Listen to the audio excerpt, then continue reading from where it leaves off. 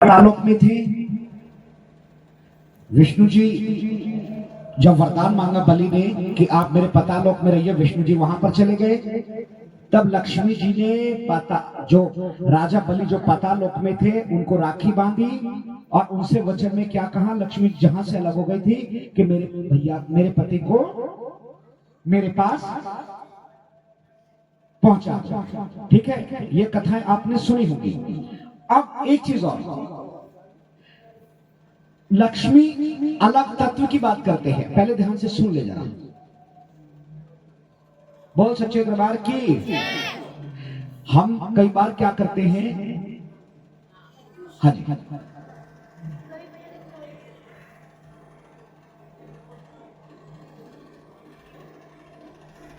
चरणों में जिस खजाने से अर्जी आई है महात्मा मनोकामना पूरी करे। अब ध्यान से सुने, लक्ष्मी कब कब विष्णु से अलग होती है, ये ध्यान से सुनना। विष्णु यानी कि नारायण। नारायण क्या देते हैं, मनुष्य को भक्ति देते हैं। नारायण भक्ति देते, जैसे ध्रुव को दी, प्रहलाद को दी, नारायण देते हैं भक्ति। और एक काम इंसान किसकी कामना करता है, किसकी, लक्ष्मी की। वो लक्ष्मी की कामना करता है, यानी कि वो विष्णु से दूर, भक्ति से दूर। अकेले लक्ष्मी की कामना एक इंसान, लक्ष्मी आती है उसके पास, लेकिन किस पर बैठकर आती है, उल्लू पर बैठकर आती है। लक्ष्मी अकेले लक्ष्मी को जो बुलाता है, आती है लक्ष्मी, लेकिन उल्लू पर बैठकर आती है। इसका अर्थ क्या है, उल्लू पर बैठने का अर्थ, उल्लू पर बैठने का अर्थ है कि इस हाथ से लक्ष्मी आ रही है और इस हाथ से यहाँ कमा रहे हो, कहीं बीमारी में गए, कहीं किसी चीज में गए, कहीं एकदम अचानक से कोई खर्चा आ गया, यानी कि लक्ष्मी का आपने लक्ष्मी आई, लेकिन किस पर बैठकर आई, लेकिन वही लक्ष्मी आप नारायण को बुलाओगे, लक्ष्मी को ना भी बुलाओ, आप नारायण को बुलाओगे तो वही लक्ष्मी उल्लू पर बैठ के नहीं आती, वहां उसका वाहन चेंज, वहां वो किस पर बैठकर आती है, गरुड़ पर बैठकर आती है। आपने कई तस्वीरों में, कैलेंडर में देखा होगा, आगे लक्ष्मी जी और गरुड़ पर विष्णु भगवान। तो अगर लक्ष्मी अलग करते हैं तो वो मनुष्य की सोच करती है, लेकिन अंदर के रूप में लक्ष्मी जी विष्णु से अलग नहीं है, पार्वती जी भगवान शिव से अलग नहीं है, राधा श्याम से अलग और सीता राम से अलग नहीं है। और ये सब इनकी जड़ में जितनी भी देवियां हैं, ये किसकी प्रतीक है, ये हमारी मां शेरावाली के रूप में, ये सब माता शेरावाली की ही विभूतियां हैं, मां भगवती की विभूतियां हैं। बोल सच्चे दरबार की, सच्चे दरबार की जय। अब आगे चले, अम्मा चले अब आगे, ठीक है, जय। तो ये जो आपको अभी बोला है, ये गुरु कृपा से बोला है। देखो जितना हमें पता है, ठीक है। अब यहां माता रानी के पान प्रेरणा से, मां की पान कृपा से प्रसाद बांटने की बारी आई, तो सबसे पहले प्रसाद तारा को दिया। तारा ने प्रसाद लिया, झोले में डाला। लोगों ने देखा इतनी बड़ी महारानी, इसने प्रसाद खाया नहीं, झोले में डाला। लोगों ने प्रसाद लेने को मना कर दिया। लोगों ने सोचा कि हो सकता है दिखाने के लिए प्रसाद ले लिया हो और बाहर किसी गाय कुत्ते को खिला दे, जात पात के कारण हो सकता है प्रसाद ना लिया हो। तो रुक्मण ने तारा से पूछा, बहन क्या वो तुमने प्रसाद नहीं लिया, देखो दुनिया ने प्रसाद नहीं लिया, दुनिया ने प्रसाद नहीं लिया। तारा ने कहा, देखो ये प्रसाद मेरे पति के हिस्से का है, जो मैंने यहाँ इसमें रखा है, लाओ मेरे हिस्से का प्रसाद मुझे दो। अपने हिस्से का प्रसाद लेती है, सबके सामने पाती है, सारी दुनिया को प्रसाद सबके सामने पाती है, सारी दुनिया प्रसाद लेती है। और तारा अब वहां से जल्दी महल पहुंचना चाहती है, क्यों, ताकि राजा के जगने से पहले महल में पहुंच जाए। जैसे आधे रास्ते पर पहुंची, ध्यान से सुने, जैसे आधे रास्ते तक पहुंची, बोल सच्चे दरबार की, सच्चे दरबार की। आधे रास्ते तक जैसे ही तारा पहुंची, जल्दी जागने से पहले, राजा को पीछे बैठा सारी घटना देख रहा था। राजा ने पीछे सवाल लगाया, रानी रुक, इस प्रसाद को पाकर तूने अपना धर्म भ्रष्ट करना चाहा, अब मेरा धर्म भ्रष्ट करना चाहती है। झोले में से जैसे ही प्रसाद लिया, उसको जैसे फेंकना चाहा, वो प्रसाद पंचमेवे के रूप में बदल जा। वो प्रसाद था क्या, वो बकरे का प्रसाद। उस दौर में जो जागरण होते थे, वामपंथी जागरण होते थे। बोल सच्चे दरबार की, वामपंथी जागरण होते थे, माता काली के जागरण होते थे। ऐसे जागरण की खुले दरबार की व्यवस्था नहीं थी, बंद कमरे के अंदर जागरण होते थे और वही लोग जागरण में आते थे, उच्च जाति वाले। जो बहुत भजनानंदी बड़े ज्ञानी पंडित हो वही आते थे। उस दौर से तो हमारा आज का दौर ज्यादा अच्छा है। कोई भी आए, कोई भी जागरण करे, कोई भी प्रसाद ले, कोई भी भजन सुने, किसी के लिए कोई मनाही नहीं है। तो उस युग से तो ये युग ज्यादा अच्छा है। बोल सच्चे दरबार की, सच्चे दरबार की। राजा ने प्रसाद फेंकना चाहा, प्रसाद पंचमेवे के रूप में बदला और इसको 70 पंचमेवे का भोग लगता है। आप पति पत्नी का जोड़ा आ जाओ, माँ को भोग लगाना है। आ जाओ,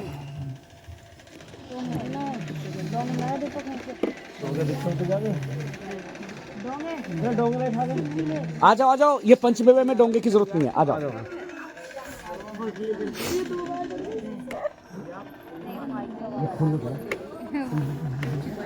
सच्चे दरबार की, सच्चे दरबार की, सच्चे दरबार की।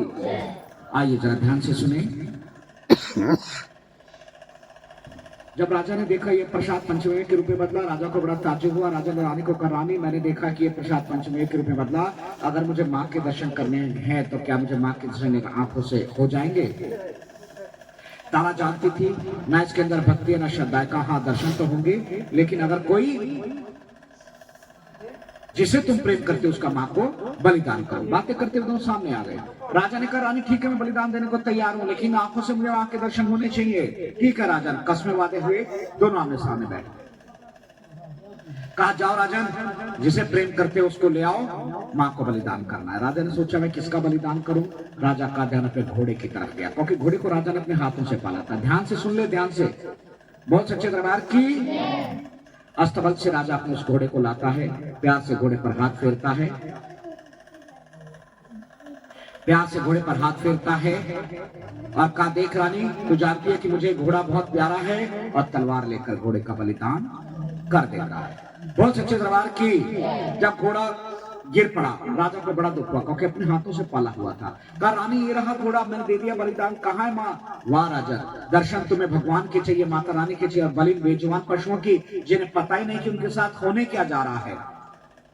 इससे भी प्यारी कोई चीज है, उसका बलिदान करो ना। कौन? हमारा आपका अपना पुत्र भी तो है। पुत्र का नाम लिया राजा मारने का राजा। खबरदार राजा आप वचन में बन चुके हैं। और रोते रोते राजा ने अपने पुत्र को आवाज लगाई। 5 वर्ष का बालक, बेटा सुंदर, पुत्र सुंदर। 5 वर्ष का बालक दौड़ता हुआ आता है, ये दोस्तों के साथ खेल रहा था। राजा के पास आता, रोने का कारण पूछता, राजा सारी घटना बता देता। पुत्र कहता पिताजी कोई बात नहीं, जीवन वही जो माता पिता के काम आए, आप मेरा बलिदान कर दीजिए। अब तलवार लेकर राजा पुत्र का भी बलिदान। इधर घोड़ा गया, इधर पुत्र गया, राजा भी बेहोश हो गया। इधर पुत्र गया, राजा भी बेहोश। जब होश में आया तो देखा रानी राजा के ऊपर पानी के छींटे डाल रही है। पानी के छींटे जब डाल रही है, राजा ने कहा रानी ये रहा घोड़ा, ये रहा पुत्र, कहाँ है माँ? कहा रानी जिनका बलिदान किया उनको पहले आग में पकाओ और माँ को भोग लगाओ। अच्छा, सारी परीक्षा के मैं देता रहूंगा, ये माँ खुद कुछ नहीं करेगी। माँ में शक्ति है तो अपने आप अग्नि प्रकट होगी और उस अग्नि में मैं इसे पकाऊंगा। जब अहंकार में इतना बोला, चारों तरफ से आग ही आग आ गई। आग ही आग में राजा रानी दोनों के दोनों घिर गए, क्योंकि अहंकार में ये बात बोली थी। और जो आग जलाती हुई चारों तरफ से राजा रानी की तरफ आई। राजा घबरा गया, रानी मुझे बचा, ये आग तुझे जला देगी, मुझे जला देगी और पूरे राज्य को, दुनिया को भस्म कर देगी।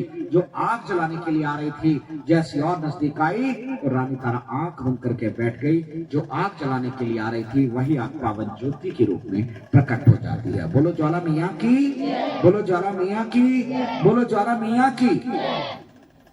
अब राजा रोते रोते टुकड़ों को उठाता है, आग में पकाता है। आग में पकाने के बाद दोने में डालता है।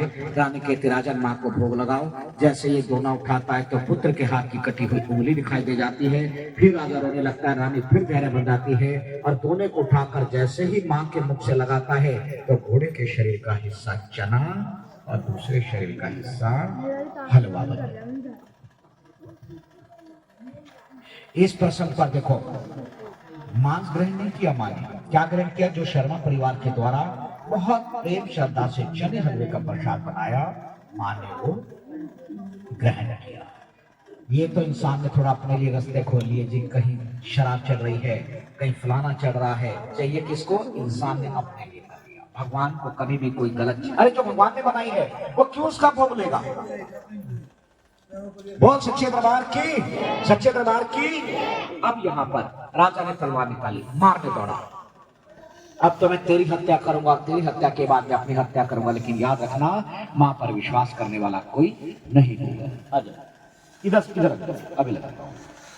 मां पर विश्वास करने वाला कोई नहीं होगा। आगे आगे रानी, पीछे पीछे राजा तलवार लेकर तेरी हत्या करूंगा और मैं अपनी हत्या करूंगा, लेकिन याद रखना मां पर विश्वास करने वाला कोई नहीं होगा।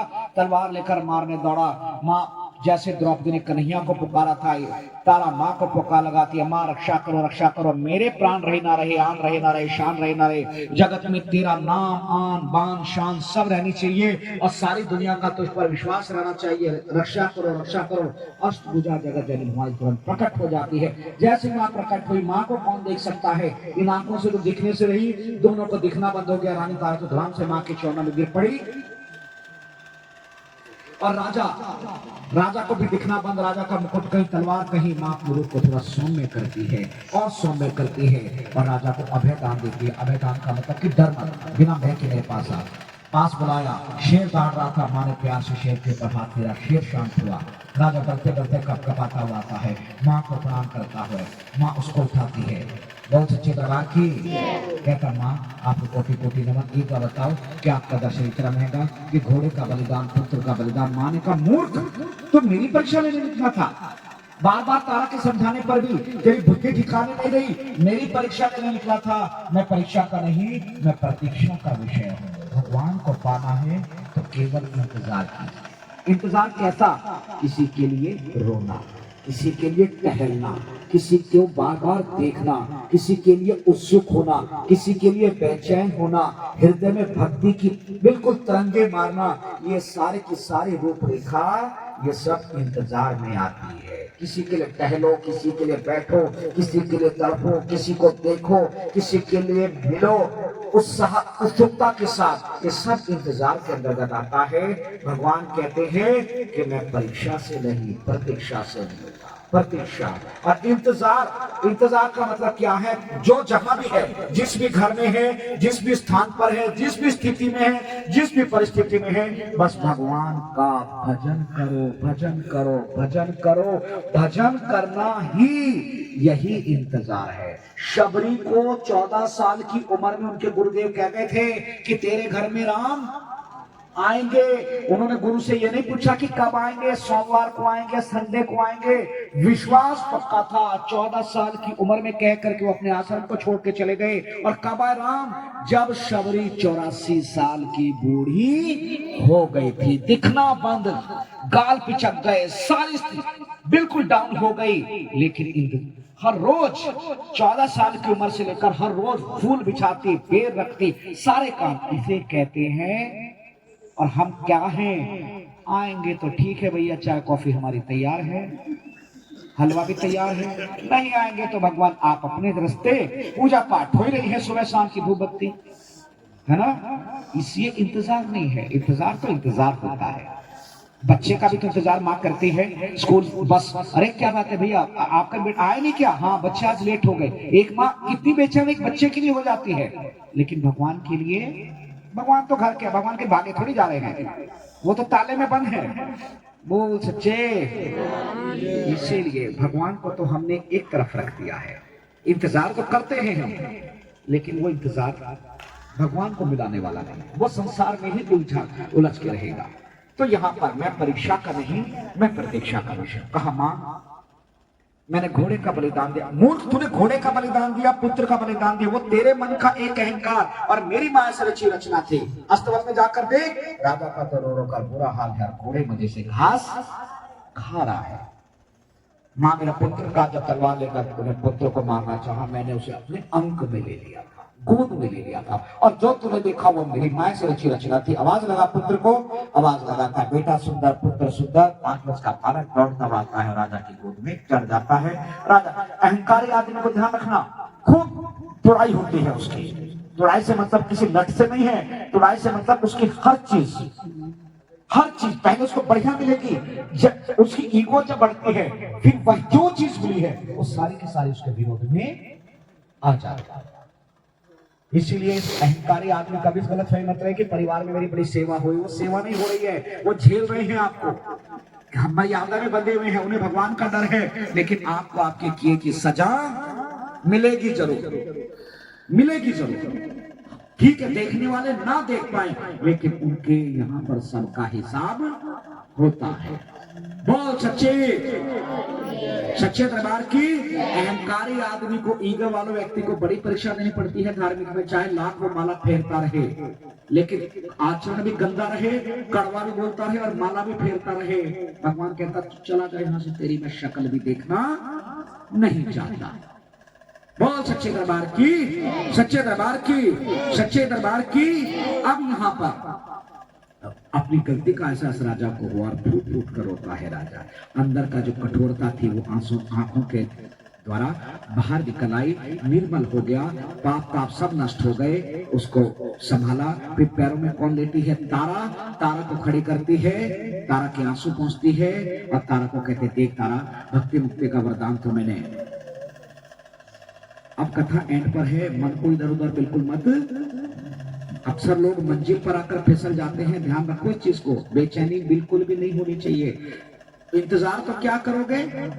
हैं? बोल सच्चे दरबार की, सच्चे दरबार की। अब तारा को उठाती है, तारा के कपड़े ठीक करती है, श्रृंगार ठीक करती है। तारा को कहते देख तारा, भक्ति मुक्ति का वरदान तो मैंने रुक्मण को भी दिया जिसने मेरा जागरण करा। भक्ति मुक्ति का वरदान मैंने राजा को भी दिया जिसने मेरा भजन नहीं किया, लेकिन मेरे दर्शन से उसके पाप ताप सब नष्ट हो गया। और तूने तो मेरी भक्ति की है, पूजा की है, तुझे भक्ति मुक्ति का वरदान मैं देती हूँ। साथ ही साथ गॉड गिफ्ट के रूप में तुझे एक चीज और देती हूँ। क्या?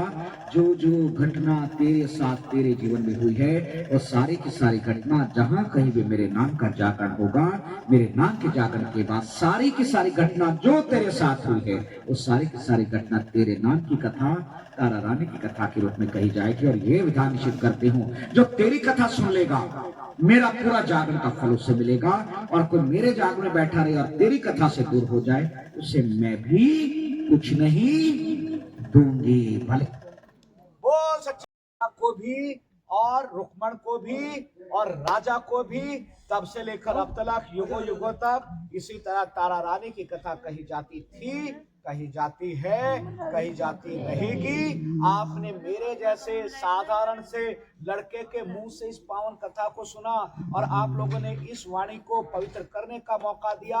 माता रानी को भी नमन और आप सबको भी कोटि कोटि नमन। और इस वाणी से कोई भी गलत बात निकली हो, माँ का बच्चा समझ कर उसे क्षमा करें। और इसी तरह पावन मंगल कथा कहते रहें, सुनते रहें, मिलते रहें, मुस्कुराते रहें। हाँ, एक चीज और, कथा में एक चीज और करेंगे। क्या? आज से भगवान का इंतजार की प्रक्रिया को कौन कौन चालू करेगा? जरा हाथ खड़ा पक्का? देख लो, इंतजार कैसे करोगे? इंतजार से मतलब ये नहीं कि गली में हम खाट बिछा के बैठ जाएं, है ना? इंतजार का मतलब क्या? अपने भजन को बढ़ाइए। जो सुबह शाम की धूप बत्ती आप करते हैं, दुर्गा चालीसा पढ़ लिया, शिव चालीसा पढ़ लिया, कुछ भी आपने पढ़ लिया, ये काफी नहीं है। ये इतना काफी नहीं है। ये तो वही बात होगी, आपने अपने बच्चों को स्कूल जाने के लिए, ठीक है बेटा तेरे पास मैथ की भी किताब है, साइंस सब आपने दे दिया, लेकिन जब तक उसको पढ़ाने के लिए गुरु नहीं होगा, तब तक चाहे आप लाख अच्छी किताबें दे दे, वो उसके काम की नहीं है। शब्दों तक मत रहिएगा, केवल आरती तक मत रहिएगा, इतना से काम नहीं बनता।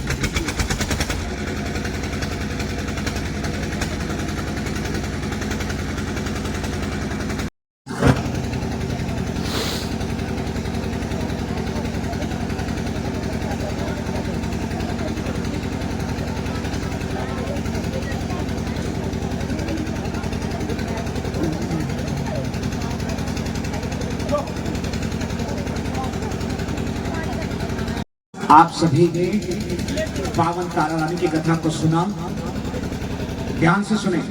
आप सभी ने तारा रानी की पावन कथा को सुना।